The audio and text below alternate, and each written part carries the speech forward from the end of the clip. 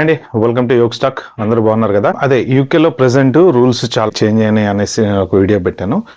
దాంట్లో categories students, sponsorships, skilled worker visas, care worker visas ఇలా రకరకాలు ఉన్నాయి కదా. సో ఈచ్ కేటగిరీ మీద ఎవరెవరికి ఏమేమి ఎఫెక్ట్ వస్తుంది, ఏంటి స్టూడెంట్స్కి ఎలా ఉంటుంది అనేది నేను సపరేట్ వీడియోలు చేస్తున్నాను అని చెప్పాను కదా. స్టూడెంట్స్కి చేశాను నేను ఒక వీడియో, అంటే వాళ్ళకి ఏం రూల్స్ చేంజ్ అవుతాయి, ప్రెసెంట్ ఉన్న రూల్స్ ఏంటి, అసలు ఎప్పుడు అప్లికబుల్ అవుతాయి ఏంటి అని. ఒకవేళ మీరు ఎవరైనా మిస్ అయినట్టుంటే వెళ్ళి ఆ వీడియో అయితే చూడండి. ఇవాళ టాపిక్ ఏంటంటే స్పాన్సర్షిప్. అసలు స్పాన్సర్షిప్ అంటే ఏంటి, యూకేకి స్పాన్సర్షిప్ మీద ఎలా రావాలి, ఐటీ స్పాన్సర్షిప్ ఏంటి, సో దీని మీద మనం డిస్కస్ చేసుకున్నాము. సో ఇంకా ఈ విషయంలోకి డీప్గా వెళ్ళే ముందు ఎవరైనా నా ఛానల్కి ఫస్ట్ టైం వచ్చినట్టుంటే ప్లీజ్ అండి సబ్స్క్రైబ్ అయితే చేసుకోండి. చాలామంది వీడియోస్ చూస్తున్నారు కానీ సబ్స్క్రైబ్ చేసుకోవట్లేదు, ఎందుకంటే ఇప్పటికప్పుడు నేను మీకు లేటెస్ట్ అప్డేట్స్ అన్ని ఇమిగ్రేషన్ మీద యూకే, యూఎస్, ఆస్ట్రేలియా, కెనడా అన్ని అప్డేట్ చేస్తూ ఉన్నా. సో సబ్స్క్రైబ్ చేసుకుని మీరు ఆ నోటిఫికేషన్ ఆన్ చేస్తే నా ప్రతి వీడియో ఇమ్మీడియట్గా మీకు వచ్చేస్తుంది. ఓకే, ఇంకా let's continue to the topic. ఇంకా టాపిక్లోకి వెళ్తే స్పాన్సర్షిప్ అనేది యాక్చువల్గా స్టూడెంట్స్కి ప్లస్ ఎవరైనా వేరే కంట్రీ నుంచి వచ్చే వాళ్ళకి, అంటే ఇప్పుడు ఇండియా నుంచి ఫర్ సపోజ్ మనం ఐటీ జాబ్ మీద కానీ లేకపోతే ఏదైనా వేరే హౌస్ జాబ్ మీద కానీ ఎలానే ఏదైనా ఒక జాబ్ మీద రావాలి అంటే మనకి ఒక పర్టికులర్ పర్సన్ స్పాన్సర్ చేయాలి, ఒక కంపెనీ స్పాన్సర్ చేయాలి మనల్ని. స్టూడెంట్స్ కనుక తీసుకుంటే ఫర్ ఎగ్జాంపుల్ వాళ్ళు వీసా ఏదైతే స్టూడెంట్ వీసా మీద వస్తారో పిఎస్డబ్ల్యూ తర్వాత వాళ్ళు ఒక స్పాన్సర్ని ఎత్తుకుంటారు, వాళ్ళు వీళ్ళకి టైర్ 2 వీసా అప్లై చేస్తారు. సో అక్కడి నుంచి వాళ్ళ కంపెనీలో జాబ్ చేసుకుంటుంటారు. అది స్టూడెంట్కి స్పాన్సర్షిప్ అనమాట.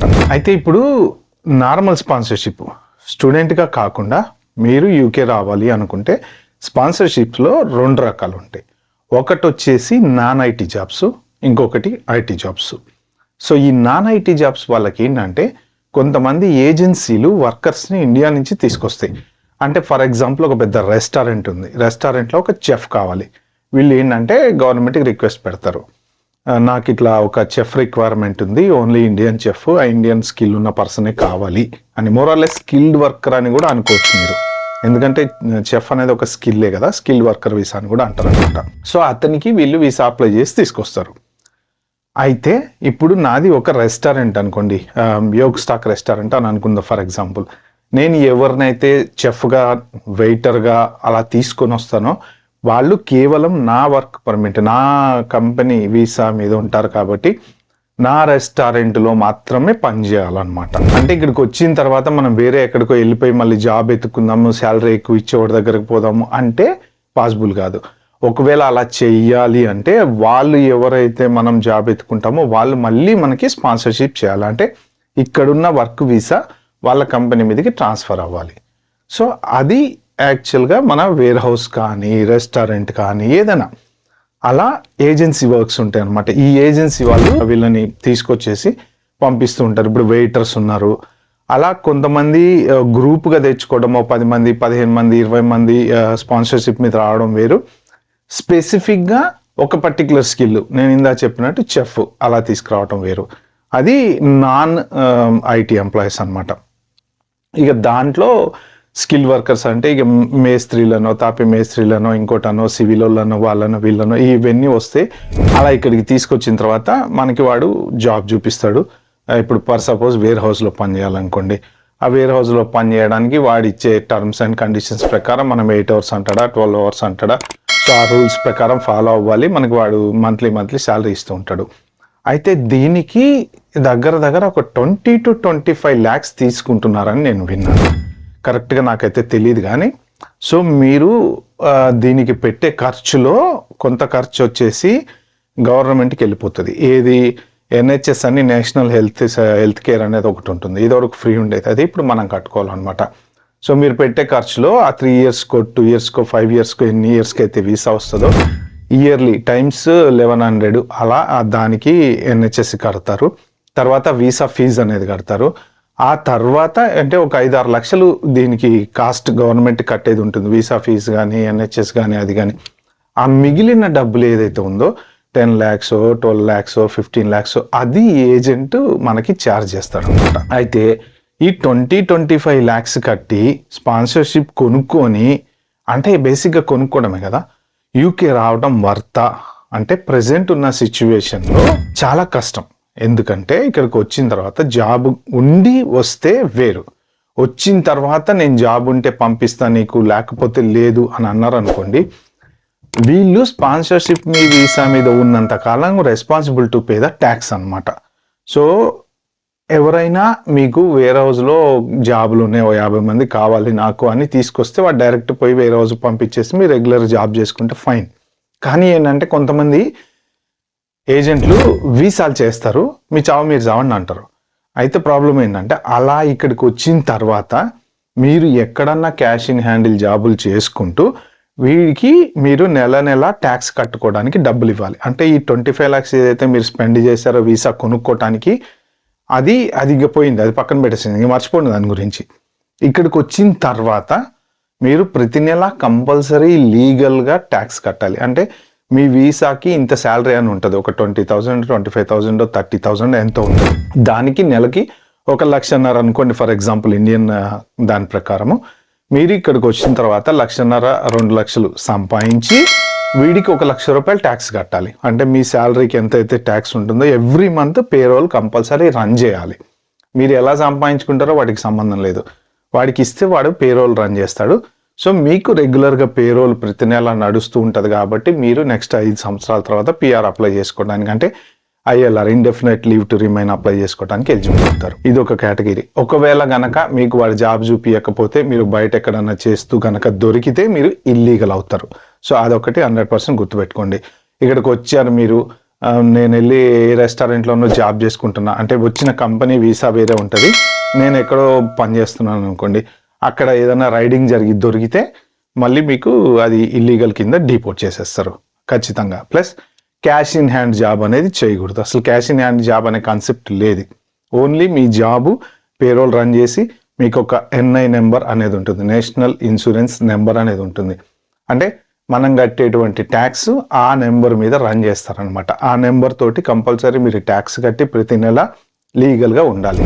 ఒకవేళ మీరు క్యాష్ ఇన్ హ్యాండ్ డబ్బులు తీసుకొని చేస్తున్నారు NI నెంబర్ రన్ చేయకుండా అంటే డిపోటే, డైరెక్ట్ డిపోటే. ఓకే, ఇది నాన్ స్కిల్డ్. ఓకే, ఇప్పుడు స్కిల్డ్కి వస్తే, స్కిల్డ్ అంటే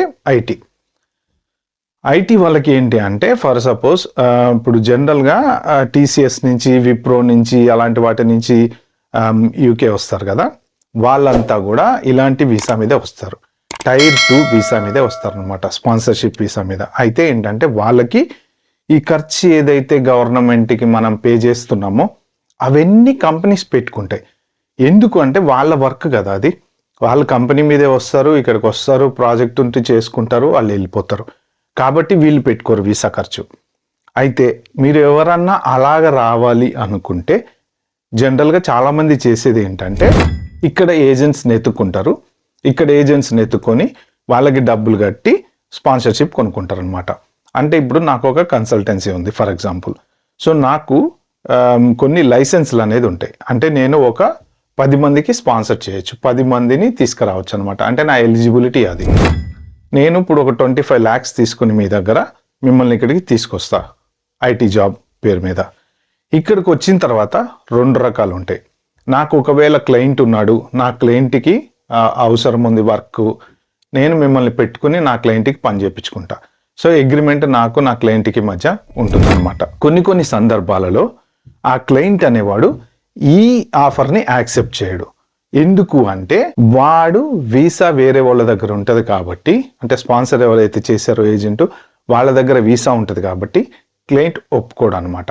అలాంటి పరిస్థితులలో వీళ్ళు ఎవరైతే UK వస్తారో ఈ స్పాన్సర్షిప్ మీద వీళ్ళకి జాబులు దొరకడం చాలా కష్టమైపోతుంది. ఇక్కడ 2 రకాలు. ఇందాక చెప్పిన సినారియోలో క్లయింట్ ఉన్నాడని చెప్పా కదా, అలా ఉన్నప్పుడు ఏంటంటే వీళ్ళు డబ్బులు తీసుకోకుండా మొత్తం ఖర్చు అంతా వీళ్ళే పెట్టుకొని తీసుకొస్తారనమాట స్కిల్డ్ ఎంప్లాయీ కింద. అంటే వీళ్ళకి ఆ పర్టికులర్ స్కిల్ సెట్ కావాలి కాబట్టి గవర్నమెంట్ కట్టాల్సిన NHSకి వాటికి వీటికి వీసా ఫీజులు అవన్నీ ఎంత ఉంటాయో కట్టాలి కాబట్టి కట్టేసేసి తీసుకొస్తారు. తీసుకొచ్చిన తర్వాత పర్టికులర్ క్లయింట్ దగ్గర ప్లేస్ చేస్తారు. అలా కాకుండా చాలా మంది ఏం చేస్తారంటే Tier 2 వీసా చేస్తున్నారట, అక్కడికి వెళ్ళి మనం జాబులు ఎత్తుకోవచ్చట. ఇది చాలా మందికి తెలియని విషయాలు చాలా ఉన్నాయండి, మీరు జాగ్రత్తగా వినండి. ఇక్కడ ఇండియా నుంచి నాకు తెలిసి Tier 2 వాళ్ళు చాలా మంది వచ్చారు. ఎలా అంటే వాళ్ళకి అసలు ఇంగ్లీష్ కూడా సరిగా రాదు. ఎయిర్పోర్ట్లో కూడా can you speak English properly అని అడిగారంట. బట్ లక్కీగా వాళ్ళని ఏం డిపోర్ట్ చేయలేదు, పంపించేశారు. అలా ఎలా అంటే ఏజెంట్లను పట్టుకొని 20-25 lakhs కట్టి వాళ్ళు టైర్ 2 మీద ఇక్కడికి వస్తున్నారు. అసలు వాళ్ళకి అవగాహన లేదు. వాళ్ళు వచ్చే వీసా ఏంటి, వాళ్ళు ఏం జాబ్ చేయాలి, వేరే చోట చేయొచ్చా చేయకూడదా అనే అవగాహన లేదు. ఇప్పుడు మీరు ఎవరైతే ఇప్పుడు నా కంపెనీ మీద టైర్ 2 మీద నేను మిమ్మల్ని స్పాన్సర్ చేసి యూకేకి తీసుకొస్తే మీరు నా కంపెనీలో మాత్రమే ఉద్యోగం చేయాలి, వేరే కంపెనీలో ఉద్యోగం చేయటానికి లేదు. ఒకవేళ వేరే కంపెనీలో కనుక మీకు జాబ్ వస్తే వాడు ఈ వీసాని వాడి కంపెనీ మీదకి ట్రాన్స్ఫర్ చేసుకోవాలి. మళ్ళీ ఈ ఎక్స్పెన్సెస్ ఏమైతే ఉంటాయో అవన్నీ స్టిల్ వాడే బేర్ చేసుకోవాలి, లేదా మీరు బేర్ చేసుకోవాలి. సో ఇలా మీరు స్పాన్సర్షిప్ మీద యూకే వస్తే జాబ్స్ దొరుకుతాయి. ఐటీ జాబ్స్ అంటే 100% ప్రస్తుతం ఉన్న పరిస్థితుల్లో rarest in the rare tier 2 visa మీద వచ్చి జాబ్ కొట్టడం. ఎందుకు అంటే క్లియర్గా మీకు 2-3 ఎగ్జాంపుల్స్ నేను చూపిస్తాను. వాళ్ళు మెన్షన్ చేస్తున్నారు, ఎంప్లాయర్ స్పాన్సర్షిప్ అనేది ఇవ్వరు, you must be right to work in the UK అని చెప్పి అంటున్నారు అన్నమాట. అంటే అదేది ఎవరికి పాసిబిలిటీ అవుతుంది అంటే బ్రిటిష్ పాస్పోర్ట్ ఉన్న వాళ్ళకి, తర్వాత పర్మనెంట్ రెసిడెన్సీ ఉన్న వాళ్ళకి, తర్వాత ఫుల్ వర్క్ వీసా కంప్లీట్గా ఉండి అంటే ఏ రిస్ట్రిక్షన్స్ లేకుండా ఉన్న వర్క్ వీసా వాళ్ళకి, డిపెండెంట్స్కి, ఇలాంటి వాళ్ళకి పాసిబుల్ అవుద్ది. కానీ స్పాన్సర్షిప్ చేసే వాళ్ళకి పాసిబుల్ కాదు. అంటే మీరు వేరే క్లయింట్, వేరే ఎవరైతే కన్సల్టెన్సీ మీద ఎంప్లాయీగా ఉంటారో అలాంటి వాళ్ళకి వర్క్ ఇవ్వరు అనమాట. అది క్లియర్గా ప్రతి ఒక్క జాబ్కి కూడా మెన్షన్ చేస్తున్నారు. అందుకని ఏంటంటే చాలామంది ఇలా టైర్ 2 మీద వచ్చి ఏంటి వీళ్ళకి ట్యాక్స్లు కట్టుకోవాలి. ఎవ్రీ మంత్ ట్యాక్స్ కంపల్సరీ కట్టాలి. ఎప్పుడైతే నువ్వు కట్టడం మానేస్తావో అప్పుడు నువ్వు ఇల్లీగల్ అయిపోతావు. కాబట్టి ఈ ట్యాక్స్ కట్టడం కోసం వీళ్ళు ఏంటంటే తెలిసిన వాళ్ళ షాపుల్లో, పోస్ట్ ఆఫీసులలో, లేకపోతే సూపర్ మార్కెట్లలో అక్కడిక్కడ క్యాష్ ఇన్ హ్యాండ్కి పనిచేస్తారు. బట్ అది ఇల్లీగలే. అగైన్ అది ఇల్లీగల్. ఒకవేళ గనక ఎవరైనా రైడ్ చేసి దొరికితే పెద్ద ప్రాబ్లం అవుతుంది, డిపోర్ట్ చేసి పంపించేస్తారు.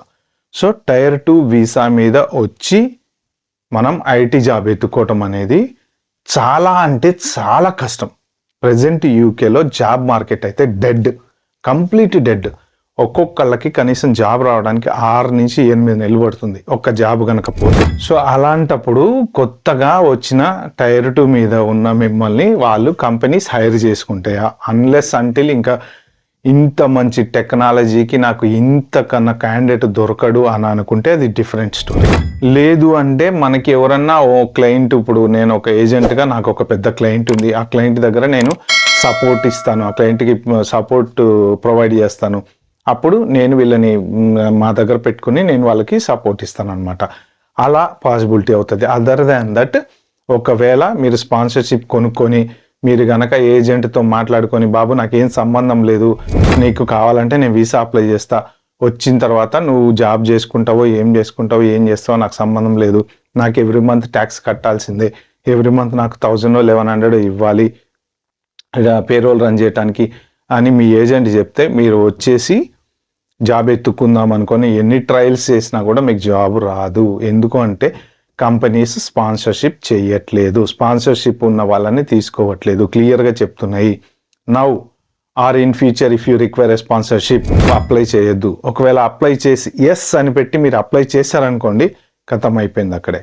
ఇప్పుడు స్టూడెంట్స్ కూడా ఇదే చిన్న ప్రాబ్లం వస్తుంది. వాళ్ళు ఏంటంటే పిఎస్డబ్ల్యూ మీద ఉంటారు కదా, పిఎస్డబ్ల్యూ నుంచి నెక్స్ట్ వాళ్ళకి స్పాన్సర్షిప్ కావాలి. వాళ్ళు కూడా మీకు స్పాన్సర్షిప్ కావాలంటే ఎస్ అనే పెడతారు వాళ్ళు. అయిపోయింది, అక్కడ అప్లికేషన్ కట్ ఆఫ్ అయిపోతుంది అనమాట. సో ఇది స్పాన్సర్షిప్ అంటే. సో ఏంటంటే మీకు ఉండేది నాన్ స్కిల్ స్పాన్సర్షిప్, అంటే జనరల్గా ఈ చెఫ్లు, వెయిటర్స్, వేర్ హౌస్ వర్క్లు ఇవన్నీ ఒక type of sponsorship. IT sponsorship ఇంకొక టైపు. సో ఈ రెండిట్లో 25 lakhs 20 lakhs అలా ఒక్కొక్కడు ఒక్కొక్క టైప్లో తీసుకుంటున్నారంట. చాలా మంది కొనుక్కొని వస్తున్నారు. వచ్చిన వాళ్ళు చాలా ఇబ్బందులు పడుతున్నారు. అంటే మన లైఫ్ తీసుకెళ్ళి వేరే వాడి చేతిలో పెడుతున్నాము. మీకు జాబ్ ఉండి 100% పర్ఫెక్ట్గా ఇక్కడికి వస్తే హ్యాపీగా బతకగలుగుతారు, ప్రాబ్లం ఏం లేదు. ఒకవేళ జాబ్ లేదు అనుకుంటే, వచ్చి ఎత్తుక్కోవాలి అనుకుంటే, ఇక ఇక్కడికి వచ్చిన తర్వాత మీరు పడే తిప్పలు చాలా ఉంటాయి. ప్రస్తుతానికి జాబులు అస్సలు దొరకట్లేదు కాబట్టి ఆలోచించుకోండి. మీరు 25 lakhs ఉంటే చక్కగా హ్యాపీగా ఇండియాలో బిజినెస్ పెట్టుకోండి, మీకు మంచిగా ఎంతో కొంత డబ్బులు సంపాదించుకోవచ్చు. కానీ దూరపు కొండలు నునుపులాగా అబ్రాడ్ వచ్చి ఇరుక్కపోకండి, 25 లక్షలు పోగొట్టుకొని డిపోర్ట్ అయ్యి. ఇప్పుడు చాలామంది అయ్యారు. నిన్ననే ఒక న్యూస్ చూసాను నేను, ఒక సూపర్ మార్కెట్లో రైడ్స్ అయినాయట, క్యాష్ ఇన్ హ్యాండ్ జాబ్ వాళ్ళని పట్టుకున్నారట. సో పట్టుకుని వాళ్ళని డిపోర్ట్ చేశారంట. అంటే మీరేమో లక్షలు ఖర్చు పెట్టుకొని ఇక్కడికి వస్తారు, వచ్చిన తర్వాత ఇట్లాంటివి ఏవో చేస్తారు, ఆప్షన్ లేదు, మరి ఏం చేస్తాం. కాబట్టి దొరికితే డిపోర్ట్ చేస్తే ఆ 20-25 lakhs పోయినాయి, లైఫ్ పోయింది. ఆ తర్వాత బార్ చేస్తారు, మళ్ళీ ఎప్పుడు రావడానికి ఉండదు. సో ఇన్ని ప్రాబ్లమ్స్ ఉంటాయి అన్నమాట. ఓకే ఫ్రెండ్స్, ఇది స్పాన్సర్షిప్ గురించి. మీకు ఇంకా ఏమైనా క్వశ్చన్స్ ఉంటే మాత్రం నా ఇన్స్టాగ్రామ్ ఐడి ఉంది కింద, మీరు ఇన్స్టాగ్రామ్లో నన్ను ఫాలో అవ్వండి. నేను ఎప్పటికప్పుడు ఇమిగ్రేషన్ డీటెయిల్స్ అన్ని అప్డేట్ చేస్తూ ఉన్నాను. అలాగే ఇంకేమైనా డౌట్స్ ఉంటే కామెంట్లో అయితే మెన్షన్ చేయండి. సో నా వీలైన టైంలో నేను మీకు రిప్లై ఇస్తాను. ఓకే, ఈ వీడియో కనుక మీకు నచ్చినట్టుంటే ప్లీజ్ అండి like, share, subscribe to my channel. Thank you.